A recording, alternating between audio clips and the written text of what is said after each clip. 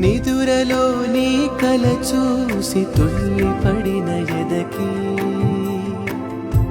ఏ క్షణం ఎదురవుతావో జోల పాటవై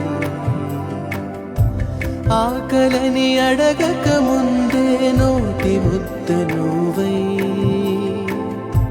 ఏ కథలు వినిపిస్తావో జాబిలం